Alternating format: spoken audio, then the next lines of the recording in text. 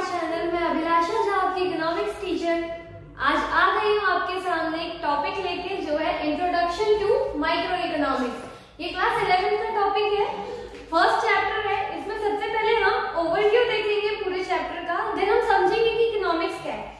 बहुत बच्चों ने मेरे हिसाब से 10th क्लास में 9th 10th में इकोनॉमिक्स पढ़ी होगी, बस पर फर्क ये होता है ना कि हमें एक बुक मिल जाती है इकोनॉमिक्स की और हम उसको पढ़ते नहीं है एक सब्जेक्ट है इकोनॉमिक्स।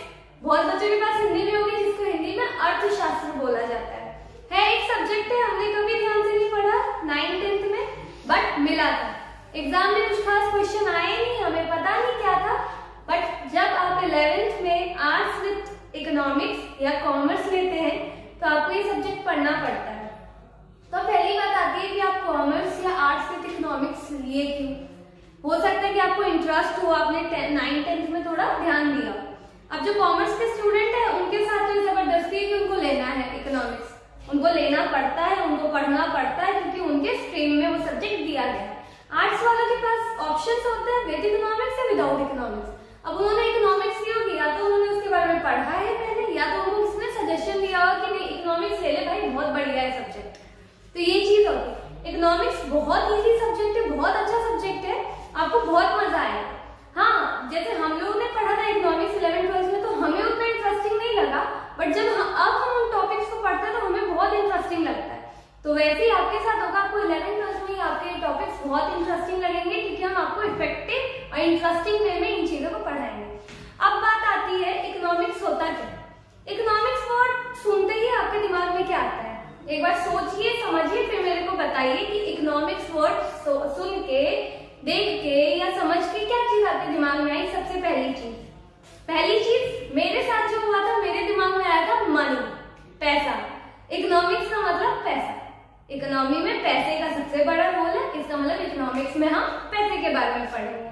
हाँ, थोड़ा बहुत हम वही बात हो जाती है, पैसे के बारे में पढ़ेंगे, बट सिर्फ इकोनॉमिक्स जो सब्जेक्ट है ना, वो सिर्फ पैसे से जुड़ा हुआ सब्जेक्ट नहीं है। उसमें बहुत सारी चीजें आती है, बहुत सारी वेराइटीज आती हैं जिसको आप पढ़ेंगे, जिसमें आपको बहुत इंटरेस्ट आएगा। अब क्या होता है ना, जो हम किसी भी कंट्री में रहते हैं, किसी भी स्टेट में रहते हैं, वो पूरा इकोनॉमिक्स पे बेस होता है, उधर जितने भी काम चल रहे होते हैं इकोनॉमिक्स पे बेस चल रहे होते हैं। हम लोग डेली बेसिस में भी उन चीजों में उन एक्टिविटीज में पार्टिसिपेट करते हैं। अब चलिए, सबसे पहले ना मैं आपको एक ओवरव्यू देना चाहती हूँ छोटा सा इकोनॉमिक्स का। तो सबसे पहले क्या होता है ना, इंट्रोडक्शन टू इकोनॉमिक्स में सबसे पहले हम पढ़ते हैं इकोनॉमिक्स होता क्या। उसके बाद हम पढ़ते हैं कि जो इकोनॉमिक्स है सोशल साइंस से कैसे रिलेटेड है। उसके बाद फिर टॉपिक आता है कि इकोनॉमिक्स जो है इसमें क्या क्या प्रॉब्लम्स है, कितने टाइप्स की इकोनॉमिक्स होती है, और क्या क्या चीजें हम देखते हैं इकोनॉमिक्स में। अब मैं आपको एक ओवरव्यू इसका लिखवाती हूँ, तो आप लोग भी अपने पेन और कॉपी के साथ रेडी हो।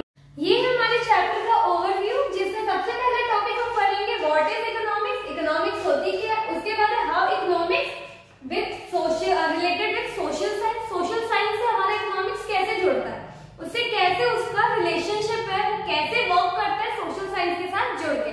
उसके बाद हम पढ़ेंगे इकोनॉमिक्स और इकोनॉमी में एक बहुत बड़ा डिफरेंस है, जो हम लोग हमेशा सिर्फ सुनते हैं इकोनॉमी और इकोनॉमिक्स, हमें क्या लगता है एक ही चीज है, बट दोनों बहुत अलग अलग चीजें हैं, दोनों दो डिफरेंट चीजें हैं, जिसके बारे में मैं आपको बताऊंगी।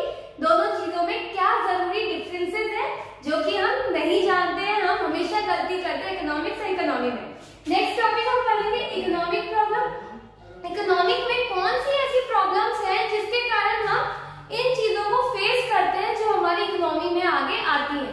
अभी आपको उसके बारे में ज्यादा नहीं पता है इकोनॉमिक के बारे में, तो आपको उतना बता नहीं सकते हैं ना, मैं आपको शुरू में इतना ज्यादा बता रही हूँ। मैं आपको पहले सिर्फ ओवरव्यू दे रही हूँ चैप्टर का, उसके बाद मैं आपको धीरे धीरे छोटे छोटे पॉइंट्स है ना चीजें समझाऊंगी। फिर हम बात करते हैं reasons of economic problem. Reasons of economic problem, economic problem के होने के क्या क्या रीजंस है। कोई भी काम होता है, आप सोचिए आपके घर में कोई भी काम हो रहा है, आपकी मम्मी खाना बना रही है, तो उसके पीछे कोई रीजन है। क्या रीजन है? क्या? क्योंकि आप लोग भूखे हैं, आप लोग को भूख लगी है, आपके घर में किसी को खाना खाना है, इसलिए आपकी मम्मी क्या बना रही है, खाना बना रही है। तो हर एक चीज के पीछे कोई ना कोई रीजन होता है, इसलिए वो काम होता है। फिर हम बात करते हैं टाइप्स ऑफ इकोनॉमी। इकोनॉमिक्स के कितने टाइप्स है, किस किस टाइप की इकोनॉमिक्स होती है। बेसिकली दो टाइप की होती है, जो मैं आपको आगे पढ़ाऊंगी, अभी उतना फोकस वहां पे नहीं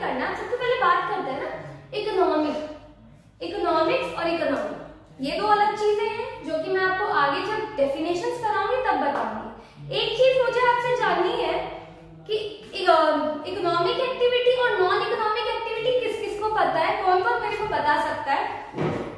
इनके बीच में ना एक छोटा सा डिफरेंस होता है, एक बहुत छोटा सा डिफरेंस है। वो डिफरेंस किस चीज का है? वो डिफरेंस है नॉन वर्ड का। किस वर्ड का? Non, NON, non. इकोनॉमिक और नॉन इकोनॉमिक। इकोनॉमिक का मतलब क्या, नॉन इकोनॉमिक का मतलब क्या, एक बार सोचिए, फिर मैं आपको बताती हूँ। ओके,